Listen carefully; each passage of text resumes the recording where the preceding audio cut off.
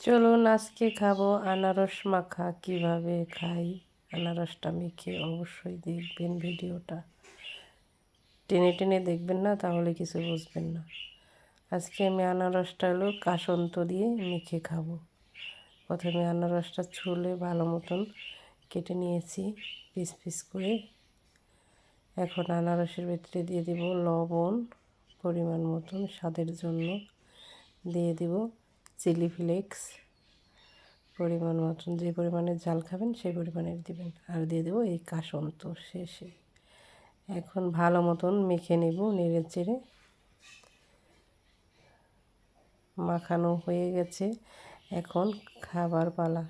কি বলবো বন্ধুরা, আনারসটা খেতে দুর্দান্ত হয়েছে। আপনারা একবার হলো বাড়িতে এভাবে আনারস মেখে খেয়ে দেখবেন। ভিডিওটা দেখার জন্য ধন্যবাদ।